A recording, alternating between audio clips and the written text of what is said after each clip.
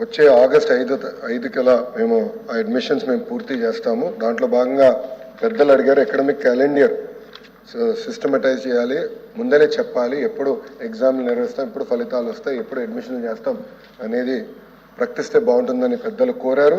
అది తప్పనిసరిగా మొన్న చెప్పినట్లు 100 days యాక్షన్ ప్లాన్లో అది కూడా ఉంది.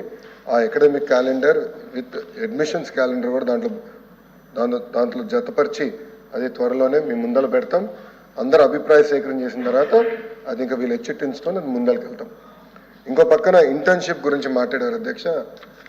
నేను కూడా అమెరికాలో చదువుకున్నప్పుడు ప్రతి సమ్మర్ హాలిడేస్ నేను ఇంటర్న్షిప్ చేశాను అధ్యక్ష. దానిలో నాలో క్రమశిక్షణ వచ్చింది. టైంకి ఆఫీస్కి వెళ్ళాలి, ఇంటర్వ్యూస్ ఎట్లా అటెండ్ అవ్వాలి, రెజ్యూమే రైటింగ్ ఎలా ఉండాలనేది నేను నేర్చుకున్నాను అధ్యక్ష. నాకు 4 summers ఉంటే 3 summers నేను ఇంటర్న్షిప్ చేశాను అధ్యక్ష. నాకు అవకాశం వచ్చిన ఇతర దేశాల్లో కూడా నేను ఇంటర్న్షిప్ చేశాను. దాని ద్వారా నాలో చాలా అంటే గ్లోబల్ ఎక్స్పోజర్ అనేది ఏర్పడింది. మన పిల్లలకి ఇంటర్న్షిప్ చాలా అవసరం. కేంద్ర ప్రభుత్వం కూడా దీనిపైన మన బడ్జెట్లో కూడా నిధులు కేటాయించారు, అదనంగా ఆర్థిక సాయం కూడా చేస్తామన్నారు అధ్యక్ష. ఈ ఇంటర్న్షిప్ అంటారు, అప్రెంటిస్షిప్ ప్రోగ్రామ్ అంటారు, ఇది మేము బలోపేతం చేయాలనేది ఎన్డీఏ ప్రభుత్వ లక్ష్యం. అది తప్పనిసరిగా చేస్తాం. మార్కెట్ లింకేజ్ కూడా చేయాలనేది మా లక్ష్యం, అది కూడా పూర్తి చేస్తాం అధ్యక్ష. యూనివర్సిటీల గురించి పెద్దలందరూ మాట్లాడారు. ఇది ఆనాడు చంద్రబాబు నాయుడు గారు గుర్తించి 3200 పైచిలుక పోస్టులు నోటిఫికేషన్ ఇచ్చారు. నాకు తెలిసిన one of the largest notification. Legal ఇష్యూలో అది ఇరుక్కుని ఇంకా పోస్టులు భర్తీ చేయలేకపోయాం. అది చాలా బాధాకరం. అంటే యూనివర్సిటీ ఛాన్సలర్ గవర్నర్ గారితో కూడా నేను ఛార్జ్ తీసుకున్న తర్వాత కలిశాను గవర్నర్ గారితో. ఇది సీరియస్గా ఆయనతో డిస్కస్ చేశాం. సరైన అంటే ఉపాధ్యాయులు లేక ఈరోజు యూనివర్సిటీ ర్యాంకింగ్లు కూడా పడిపోయినాయి అధ్యక్ష. మీరు చూస్తే 50 కన్నా తక్కువ పడిపోయాం. 50 తర్వాత అయిపోయాం మనం. ఒకప్పుడు 20-25లో ఉన్న యూనివర్సిటీలు అన్నీ ఇప్పుడు 70-75 కొన్నది 100 దాటేసి ఆ సమస్య ఉంది ర్యాంకింగ్లో కూడా. అంతేకాకుండా రాజకీయాలు యూనివర్సిటీలో వచ్చినాయి, మనందరం చూసాం అధ్యక్ష. గతంలో వైస్ ఛాన్సలర్ గారు ప్రత్యేకంగా గేట్ కూడా పెట్టించుకున్నారు, ఎవరు పిల్లల దరిదాపులో కూడా రాకూడదని. అవన్నీ కూడా ఇన్ఛార్జ్ వైస్ ఛాన్సలర్ గారు తొలగించారు. రాజకీయాలు ఉండకూడదు, ఇక్కడ పాజిటివ్గా ముందరికి వెళ్ళాలనేది ఒక లక్ష్యంగా పెట్టుకున్నాం యూనివర్సిటీలో. పెద్దలు రామ్ గోపాల్ రెడ్డి గారు స్కూల్ పాలిటిక్స్ ఎలా చేయాలి, లీడర్షిప్ అక్కడ వస్తుందని అడగడం జరిగింది. దాంట్లో బాగా నాకు విన్నపం ఉంది. నేను దీనిపైన చాలా స్పష్టంగా కూడా మాట్లాడాను పాదయాత్రలో. అనేక క్లబ్స్ క్రియేట్ చేయొచ్చు, యాక్టివిటీ బేస్డ్ క్లబ్స్ క్రియేట్ చేసి ఆ క్లబ్స్ ద్వారా లీడర్షిప్ పొందడానికి అవకాశాలు ఉన్నాయి. అది నేను స్టాన్ఫర్డ్లో ఎంబీఏ చేసినప్పుడు కూడా మాకు యాక్టివిటీ బేస్డ్ క్లబ్స్ అనేది ఉన్నాయి. సో అదొక ఆలోచనతో నేను ఉన్నాను. బట్ ఇంకా కరెక్ట్గా 3 రోజులైంది నేను ఛార్జ్ తీసుకుని, సో ఇంకా నేర్చుకుంటున్నాను. బట్ మీ అభిప్రాయాలు తప్పనిసరిగా తీసుకుంటాను. మినిమం టైం స్కేల్కి వచ్చేగల చాలామంది ఉపాధ్యాయులు సంఘాలు కూడా నన్ను కలిసినాయి అధ్యక్ష. ఆ వివరాలు నేను కలెక్ట్ చేస్తున్నా. అసలు టోటల్ ఎన్ని సంఘాలు ఉన్నాయి, ఎన్ని రిప్రజెంటేషన్స్ వచ్చినాయి, దాని తర్వాత అది కేటగరైజేషన్ ఆఫ్ డిఫరెంట్ డిమాండ్స్ ఏంటి, దాని తర్వాత ఆర్థికంగా ఖర్చు అయ్యేది ఏంటి, దాన్ని బట్టి మళ్ళీ ఫైనాన్స్ కంకరెన్స్, ఆర్థికం కాకుండా కొన్ని ఉన్నాయి. అంటే బేసిక్ ప్రమోషన్స్ ఇవన్నీ కూడా రాజకీయాలు వచ్చి దానివల్ల ఉపాధ్యాయులు చాలా నష్టపోయారు. అన్నీ స్ట్రీమ్ లైన్ చేయాలని లక్ష్యంతో మేము పనిచేస్తున్నాం. దాంట్లో భాగంగా ఎంటీఎస్ కూడా ఉంది. అది కూడా నేను మొదటి 100 రోజుల్లో చేపట్టాలని నిర్ణయం నేను తీసుకున్నాను.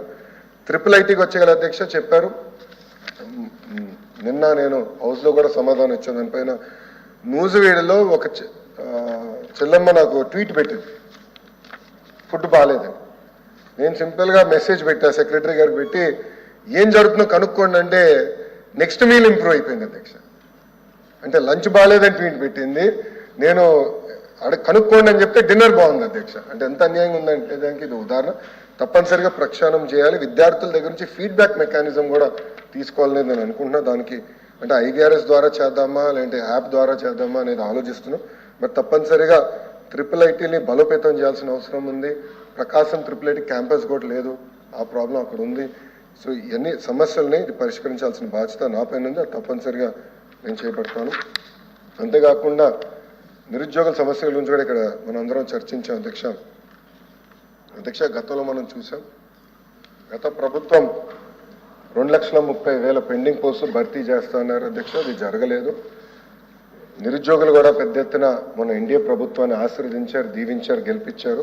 బాబు సూపర్ 6 హామీలో మొదటి హామీ ఈ ప్రభుత్వం, ప్రైవేట్ మరియు స్వయం ఉపాధి ద్వారా 20 లక్షల మందికి మేము ఉద్యోగాలు ఉపాధి కల్పిస్తామని హామీ ఇచ్చాం. దానికి ఎన్డీఏ ప్రభుత్వం కట్టుబడి ఉంది, దాంట్లో ఎలాంటి సందేహం లేదు.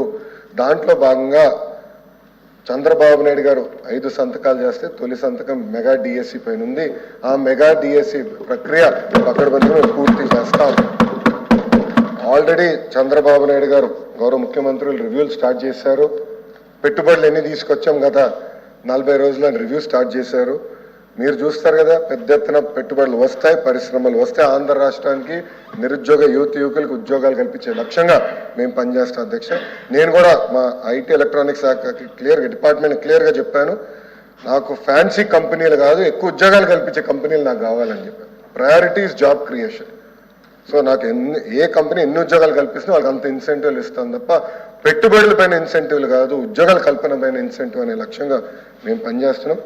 మీరు రిక్రూట్మెంట్ గురించి కూడా అడిగారు అధ్యక్ష. ఆ రిక్రూట్మెంట్ ప్రక్రియ మేము పూర్తి చేస్తాం. గవర్నర్ గారితో కూడా చర్చించాను. ఆయన ఫార్మర్ సుప్రీంకోర్టు జస్టిస్, ఆయన సలహాలు సూచనలు కూడా తీసుకుంటున్నాను. తప్పనిసరిగా ఆ ప్రక్రియ మేము పూర్తి చేస్తాం. ఎందుకంటే ఉపాధ్యాయులు లేకపోతే ర్యాంకింగ్లు ఎట్లా పెరుగుతాయి అధ్యక్ష? రీసెర్చ్ లేకపోతే ర్యాంకింగ్లు ఎట్లా పెరుగుతాయి అధ్యక్ష?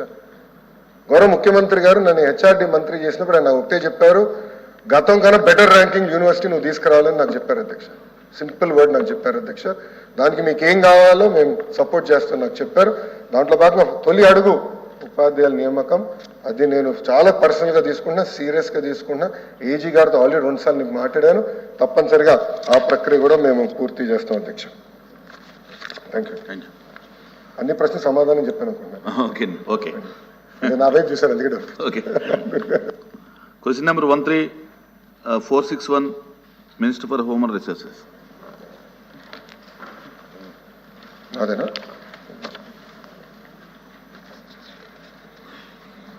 మొదటి ప్రశ్నకి సమాధానం, విద్యా కానుక కింద లబ్ధి పొందిన విద్యార్థుల వివరాలు జత చేయటమైనది.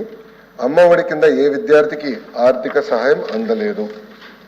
రెండో ప్రశ్నకి సమాధానం, అవునండి, విద్యార్థులకు విద్యా కానుక వర్తిస్తుంది, కానీ ఏ విద్యార్థికి అమ్మఒడి వర్తించలేదు. ప్రభుత్వం తల్లికి వందనం అనే కొత్త పథకాన్ని రూపొందిస్తుంది. గైడ్ లైన్స్ త్వరలోనే జారీ చేయటం అవుతుంది.